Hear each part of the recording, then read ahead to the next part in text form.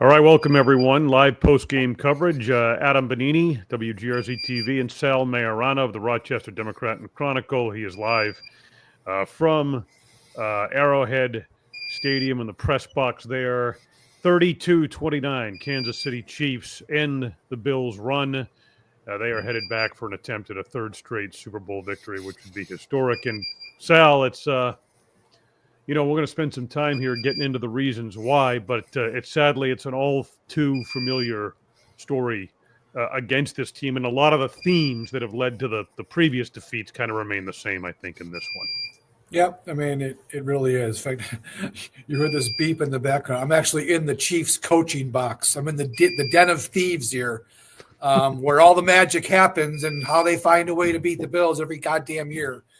Look, the bottom line, Adam, with these games is one team makes the plays in the biggest moments and one team doesn't. And as it's happened 4 times now in 5 years in these playoff games against the Chiefs, it's the Bills who do not make the plays. Tyler Bass missing the field goal last year among several mistakes in that game. Obviously, 13 seconds. The first AFC Championship game, the Bills weren't really ready for it. The Chiefs ran them off the field. And then tonight, you could count 10 plays that the Bills did not make in this game. And the biggest one of all is the very last one when Dalton Kincaid, pretends he's Aaron Judge in the 5th inning of Game 5 and just drops the ball. I mean, I'm sorry. That's a play that has to be made, Adam. The Chiefs make those plays. They make those plays all the time. That's why they're about to play in their 3rd straight Super Bowl.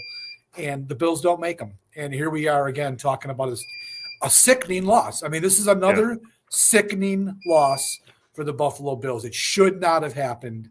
And here we are again. All right. So we're going to get more into the specifics on the reasons why. Quick word from the sponsor here as we get rolling. Bet Online is the world's most trusted betting platform, your number one source for everything football. Head to the website today. Get in on the action. Bet Online.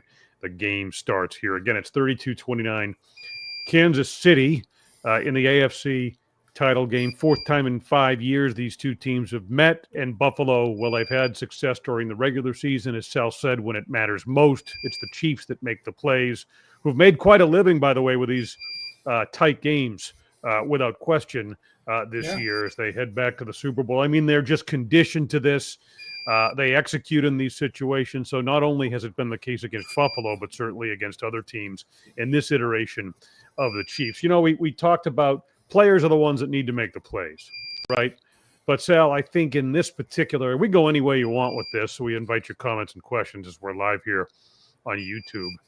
Coaching matters, right? And I thought this game was another example of that. Early on, whatever the way Reed had things dialed up, Josh Allen put the ball in harm's way early. I mean, I didn't quite agree. It wasn't until the second half that the Bills got to the run game, which has been bread and butter for them in this postseason. I thought Reed was brilliant with the way he had it set up, and Spagnuolo just terrific. That 4th and 5, obviously, that you alluded to was another example of that. I mean, you can see the imprint that the leadership and the coaching has on the game plan, and they obviously have the players that are, have consistently executed in those situations. Yeah. I mean, this is what the Chiefs do. The Chiefs do this. Spagnuolo is a tremendous defensive coordinator, and in the game's biggest moment, that 4th down play, he sends 5 men, and the Bills' offensive line has been great all year. I don't know why they broke down on that play. There was 3 guys chasing Allen before he barely had the ball in his hands. So why? What happened there? So, and then he's got to throw it away, and Kincaid is right there to make the catch, and he can't make the catch. So, you're right. The Chiefs always find a way to make the right call at the right time, and the Bills don't have the proper response. So, that's a classic example right there. Yep. Also the short yardage situations, right? The 3rd and the 4th down, whatever. Look, they had the thing dialed, diagnosed. Allen likes to go left or whatever. They had it figured out. I mean, what they took away from them in the short, that was huge in the impact of this game. And again, they were completely prepared for it. It speaks to the preparation. And I thought it was a rough night for Joe Brady. I was not real happy with the game plan here. First of all, Cook was absent for so many plays. He was on the sideline so many times. He only carried the ball 13 times, Adam. I mean, he gained 85 yards and he caught the three balls for 49. But I don't know why they weren't feeding him a little more, because he was the one guy on offense that was consistently making plays every time he touched the ball. And he's on the sidelines half the time with Ty Johnson in the game. And I understand Ty Johnson's the better pass protector when they want to throw the ball. So I get that part of it. But he also ran him 6 times. He ran Ty Johnson 6 times. I'm sorry. He's not the same player that James Cook is. So that was frustrating. And, yeah, the insistence on the quarterback sneak. Look, Adam, it's been a bread and butter play for them all year, and it's been mostly unstoppable because Allen is so good at it. But it was clear early in the game the Chiefs knew what was going on, and they knew when it was coming. They would shift their line, and for whatever reason, he kept going to the left side over David Edwards. I mean, every single time it felt like he was going that way, and the Chiefs were like, okay, bring it, big boy, because we're here. We're right here to stop it. And in the fourth quarter, they went to the well once too often again. Same play, and they stacked it up. 4th down, turnover, Chiefs go down and score the touchdown that made it 29-22. So you talk about coaching, you're right. Another night where the Bills were probably outcoached in this game. And you can talk about officiating, and, it's been a storyline or whatever, and I feel like, the spot was questionable, right? What was your take on that from where you were? I mean, we're all watching the same replays regardless of where we're sitting. Adam, those plays are so hard. I mean, I'm not going to defend officials here, but that's a tough play to call. You've got like 10 or 15 guys in a pile right there trying to decipher exactly where the ball was is tough. They do the best they can in that situation. You could look at the replay, and they did, obviously, but they couldn't find enough evidence to turn it over, and it's very hard to turn over those plays. I mean, it's tough. It's easier when it's a sideline play and you get a better look at it and there's not all that humanity that's blocking everything. But how are you going to turn that over? This place would have gone nuts, and deservedly so, if they had overturned that, because you just couldn't tell. It was a bad call by the Bills. Yeah. The Bills should have done something else. That was their own fault.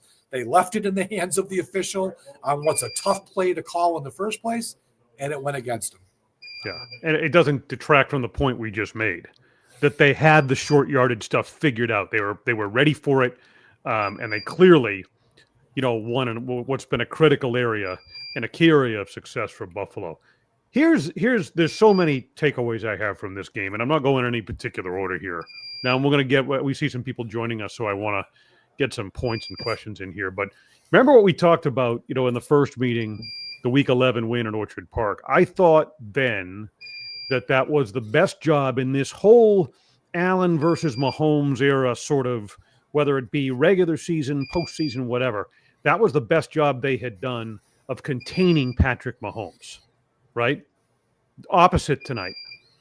I mean, no question. I mean, Mahomes, 18 of 26, 245 at a touchdown, but 11, look at him use his legs 11 times in this game, 43 yards, scores. I mean, it was, they found a way to get him outside, and he's so effective that way. It was so critical to the Chiefs' success in this game. Yep, it was. Mahomes, look, he's going to make those plays, Adam. You just know, you expect it. The Bills, it's the same thing with Josh Allen, facing Josh Allen. There are almost there were tonight, but there were usually almost no answers for Josh Allen when he starts doing the things that Josh Allen does. Mahomes is the same way. I mean, when he's outside the pocket, which he was frequently tonight, there's almost no way for the Bills to stop him. Milano had the one great play where he caught him for a sack, and they ended up forcing a punt there. But just too often, if you get him on the perimeter, he's either going to make the yards with his legs, or someone's going to come open because he's bought so much time, and they make all those plays. I mean, I thought it was amazing the Bills forced 2 punts tonight. That was like a humongous thing that happened in the third quarter. They actually stopped the guy twice. So, yeah, I mean, look, he's Patrick Mahomes. There's a reason why this guy's about to win his 4th Super Bowl, maybe, or whatever it is. I've lost track. There's so many. He's a great, great player. And the Bills just have not had the answers for him in these postseason games. What'd you think of the receiving core tonight? We talked about Kincaid, in the drop. And, oh, by the way, there's a separate point with that when it gets to impact of Brandon Beane draft classes that I think we're going to talk a little bit about tonight, and it's certainly going to be a storyline in the offseason. But, I mean, look, Mac Hollins, terrific effort in this game, right? Yeah. And Shakir, 6 for 46. Kincaid, 2 catches, 13 yards, the drop. Coleman, 1 catch, 12 yards. I'm sorry, Sal. You want me to hold up for a second? No, we can. It's just driving me nuts. That stupid butt buzzing in there. So I'm walking and talking again, Adam. How talented can I be? You're doing it. You're perfectly executing this. I mean, you did it in Los Angeles after the Rams game. This stuff is so hard on the road, Adam. I know. So hard on the road. You're not on your home turf. All right, we're here Look again. Look at that. Where was I? All right, you just pick it up. I mean, we had talked about this receiving core and their ability, the explosiveness downfield or whatever. I mean, I think that's something they clearly have to address. Yeah, look, it was evident in this game. We're watching Mac Hollins, who should be the 5th wide receiver, making the biggest plays in the game for the Bills. I mean, 2 huge plays, the touchdown, and then at the other end, the big 32-yarder that set up a touchdown. Amari Cooper, again, he was a little bit more active in this game, but really not productive at all. Curtis Samuel got open for a touchdown. That was nice. Otherwise, he dropped a pass wide open in the flat, didn't do anything else. Keon Coleman, I don't know. I mean, just nothing. I mean, he's had a month and a half here where he literally has done nothing for the offense. You watched Xavier Worthy tonight, the player who's going to be linked to him forever because of what happened on draft night. 6 catches, 85 yards. Kid played great, made an amazing contested catch. It's really maddening. They have got to upgrade. We'll have plenty of time to talk about this, but they have to upgrade this wide receiver group because it just simply isn't good enough. And then I'm not even getting to Dalton Kincaid, who Adam, I have been underwhelmed by him all year. I think he's been a massive disappointment as a first-round pick, a guy who was supposed to come in and be this huge difference maker, the next, Travis Kelce, Mark Andrews type of player. And he has been, as I said, underwhelming is the word. And then in the biggest moment of the game tonight, he goes all Aaron Judge in the 5th inning and drops the ball. I mean, you can't have it. You just cannot have it if you're going to beat the Kansas City Chiefs. Yep. All right. So those are a number. I completely agree. Those are a number of the, key points. Let's get to what we have time here. Some of the comments and questions. Thank you. We're live on YouTube following this AFC Championship game loss. Buffalo Bills fold to the Kansas City Chiefs once again. Jim and Sarah, thank you for your compliments. They enjoy the podcast.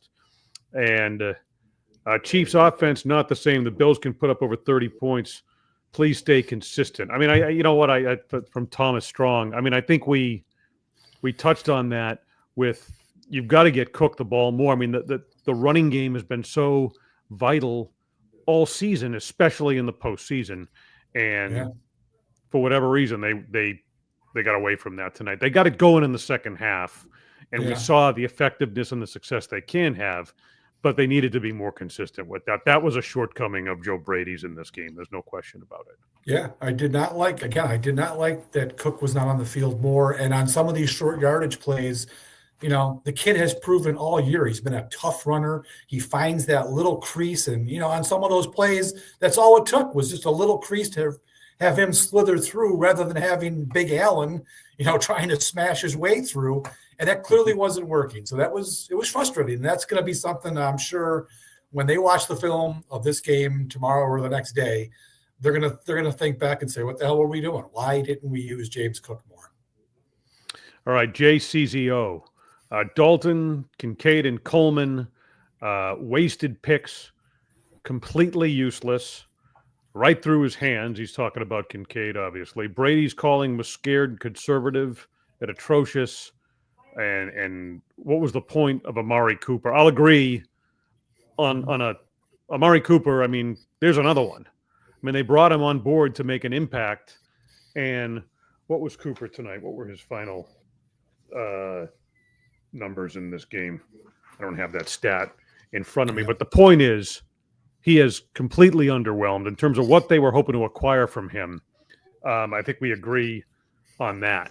But let's look at the picks. Let's go. You want to make a point there, and then I want to look at some recent. Well, I'll just say that you knew. Well, I knew, and I think everybody knew that the Chiefs were going to use Trent McDuffie to take away Khalil Shakir. I mean, that's what they got Jalen Watson back as their outside corner, and that allowed them to have McDuffie go back into the slot where he's more comfortable. Actually, he's a great player regardless, but they were able to get him on Shakir for a good chunk of this game. And Shakir had a couple nice plays, but it wasn't the kind of night you need from your number one receiver.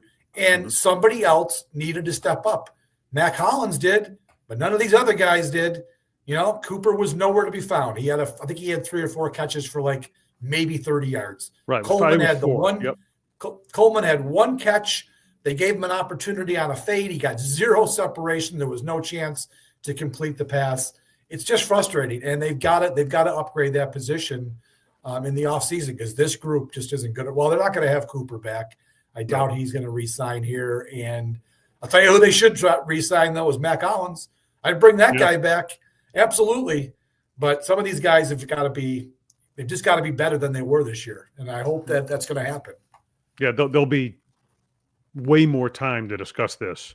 I think you got to draft one high. You got to address that. But if you want to talk about picks, look at their first round picks. 2022, Kyer Elam was horrible.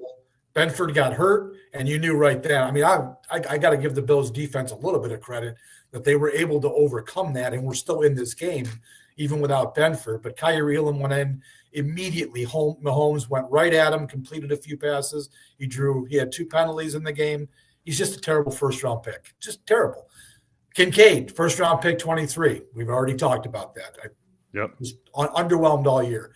The first pick of the second round, their first pick of that draft last year, Keon Coleman, invisible in this game. Was invisible really since he got hurt, right? He never was the same player. He was starting to come on when he got hurt in that Miami game, and ever since he's been back, just nowhere to be found. So the Bills drafting, their high picks have not been good, Adam. They've been pretty good in those mid rounds. They found some lower round gems, but they're doing poorly right now. Brandon Beane's not having a good few years at the top of the draft. No, you got to go back to 21. We're talking about Greg Rousseau there. Yeah. And where was he tonight? Yeah, right. Another guy who was invisible tonight. Right. And then you've got, Epinesa, who obviously he's evolved and made plays, but he's been far from a model of consistency. And then 2019, we're going back to Ed Oliver in 2019, right?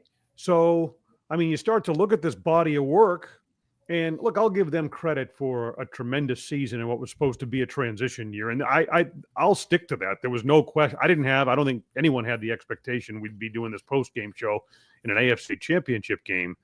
So, I mean, this was a year where they exceeded a lot of that, but it doesn't get away from this particular matchup against this team. And a lot of those trends and themes remain the same, and that's disturbing. Our friend Eric Weinberger from Believe Network, short yardage play calling seemed really off. Not enough D and Cook in the second half. Point well taken. We've addressed a lot of that. Let's see. I'm just kind of cruising through here. Michael Torres, the game was rigged. Refs, come on. Really? It wasn't rigged. Penalties, I think, were 6 and 5. So. Right. The penalties the Bills had, they were penalties. Yeah. AJ, offensive game plan to start the game was terrible. Glad Brady finally adjusted and started running the ball, which we have talked about already. If Cook gets 10 more carries, he goes for probably in excess of 100, and they win the game. If he were more involved early, you could certainly make an argument from that. Rob in Tampa, Reed has outcoached everyone, not just McDermott. So I'll tell you what. There was one. what? I just finished my report card, and McDermott was. I liked the aggressiveness on the fourth downs, Adam. But I'll tell you what. I did not like him changing his mind on the 2-point conversion after Bass made the extra point, 21-17, and then they got the offside penalty, so they moved it to the 1-yard line. Mm-hmm. I didn't like that because I've said this over and over too. That Josh Allen quarterback sneak, most of the time until tonight, is unstoppable in the middle of the field, right? Because so many other things can happen out there. But down at the goal line, it is really tough to get that 1 yard. And we saw it tonight, and he took a point off the board by doing that. And I didn't like it. That then led to they had to go for 2 later in the game after a touchdown, and that play failed. So I didn't like that part of McDermott's night, going for the 2-pointer on that first one, because that set the stage for some decisions later in the game. Do you think at that point, and I'm not taking McDermott off the hook for this, nor am I disagreeing with you, but do you think at that point McDermott's thinking, I got to, and it would be too early probably to do this, but I got to chase points here because, Benford goes out of the game. Elam's getting picked apart, right? I mean, I listened to his post game, and I don't know that he was asked about that specifically. And I think, as I heard, you kind of got down there late, but I didn't hear him specifically it was very address quick. it.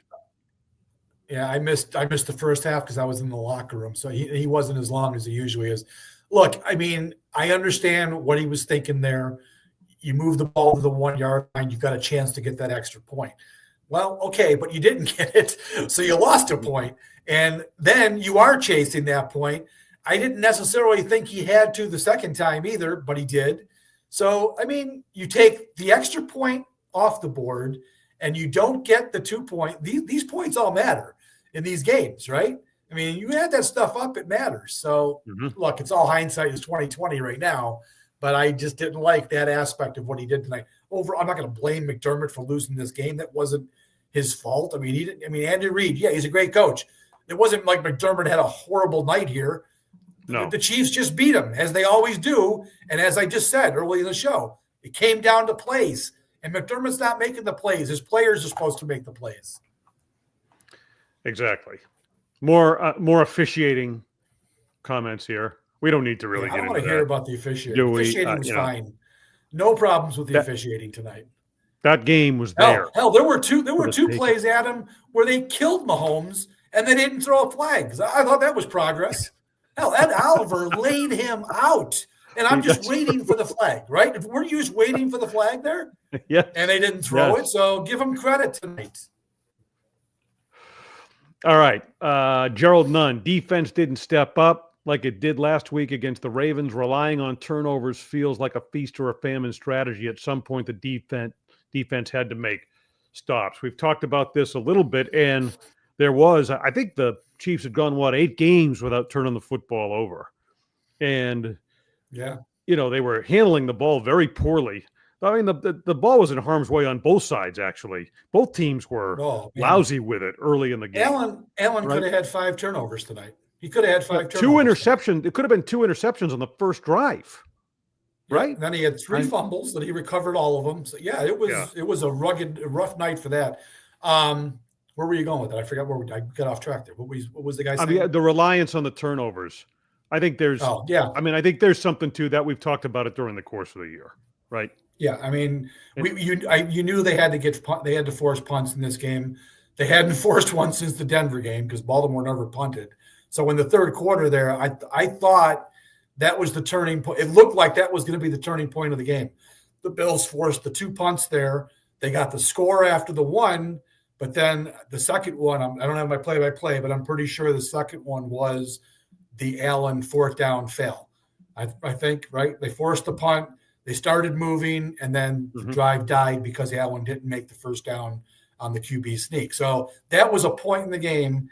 The defense finally did something, and I'm like, hey, now the Bills if the Bills had gone down and scored because they were up 1 point, they would have gone down, and he could have gone for 2 again to make it a 2-score game. And maybe they get it, and maybe it is a 2-score game. At the very least, they kick an extra point, they're up 8. So that was a big moment that the defense came through for them and the offense failed. And then at the end of the game, they finally get a stop in the red zone. KC had been 4 for 4. They finally get the stop. They force the field goal. The game is right there to be won, Adam. I mean, there. We're all sitting in the press box thinking, holy smokes.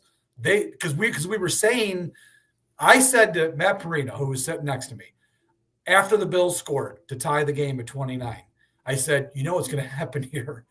If the Bills don't get them off the field or allow them to score quickly, they're going to get the last possession of this game and take it right to the end and win the game. And thankfully, they did move down the field quickly because they had a big play, and the defense came up with a stop. And then I turned to Perino and I said, holy shit, this worked out perfect. They only give up 3, and they have a chance to go win. And it looked like they were going to do it, and they didn't. So very, very frustrating. Yeah, I mean, when they took the ball over, down 3, and I'm looking at like they took possession with 3 minutes and 33 seconds left.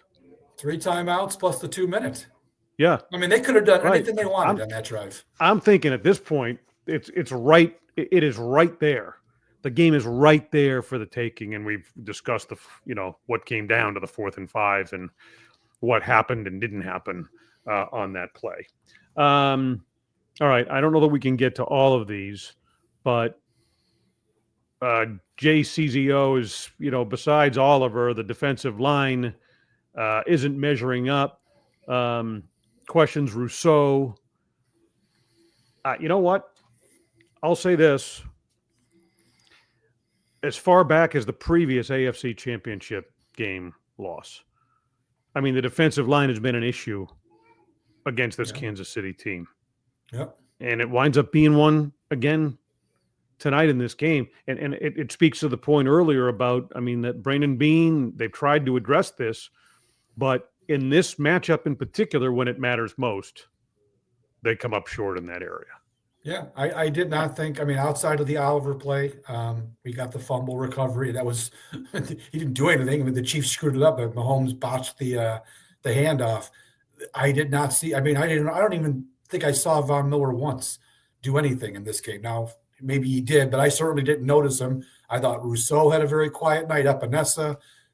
We've talked about these guys. Every year, it seems like in the last game of the year, the defensive line comes up small. And it did again tonight. I don't know what else you do, Adam. They've addressed that area of the field year after year after year. And I don't know who's scouting or what the deficiency is there of why they can't find a dominant defensive player. And not only do they not have the edge rushers, they've got to get a tackle. They've got to get a stud in the middle of this line because the guys they have just aren't good enough. And it's a problem every year. And again, it was a problem tonight. Yeah, I talk about whether it be coaching or execution, a lot of the same themes. We opened it with that comment, and I suppose we'll close with that. A lot of the same themes in this matchup remain the same. And that is why the Chiefs, again, for the 4th time in 5 years, Mahomes, Reed now 4-0 against Buffalo in the postseason. All right. Any final thoughts before we wrap it up here? I know you got to, finish some work and you got a flight back tomorrow. We'll get locker clean out in the next day or two, and we'll hear from Beane and McDermott later in the week, and I'll be back with you here on Believe in Bills to put a wrap on it. But any final thoughts before we close it out here tonight? Well, yeah. At I guess it was 3:00 Central Time. I booked my flight to New Orleans. Got it. Had the 24 hours to cancel, but I was feeling good. I picked the Bills to win. I did think they were going to. Booked that flight and thought we were going to be going down there next week. It's disappointing. It feels like, Adam, if not this year, then when? This felt like it's been building all year. That just felt like they were destined to make it this time and to beat the Chiefs, because this was a Chiefs team that, even with that incredible 16-2 record, as you said at the very top, these guys were escape artists all year. There were so many games they should have lost. They weren't a 16-2, well, now they're 17-2. They weren't a 17-2 team, for crying out loud. I thought the Bills were the better team all season long. Yeah, they beat them in Buffalo. This should not have happened. And I know it sounds like we're crying over spilled milk here, but this was the year. I mean, and if you're not going to do it this year, man, it's awful depressing if you're a Bills fan and a Bills player that it didn't happen this time. Yeah, I still feel like, and this is, what did Ostrowski call us?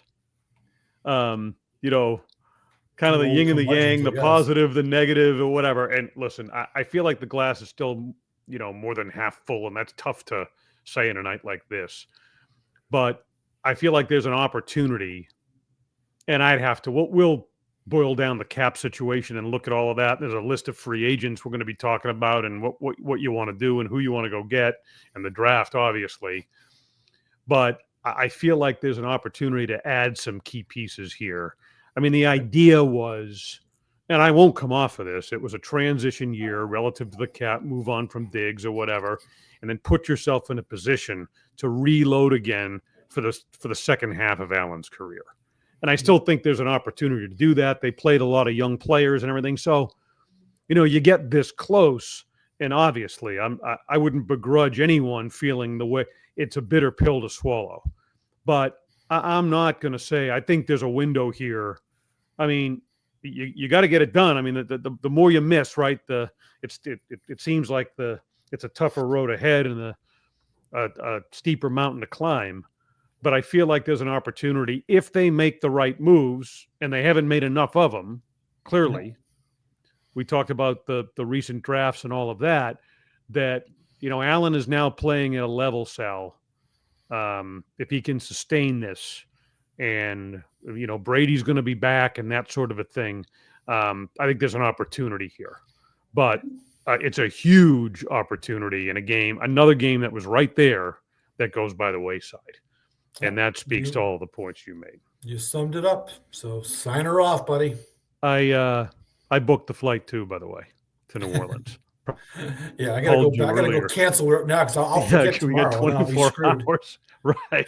Okay, man. We'll read your work in the Rochester Democrat. Hey, thanks, by the way, all season long, and thanks to all of you who are either with us live or watching this recorded or whatever. We really appreciate this. Was our first year with this show.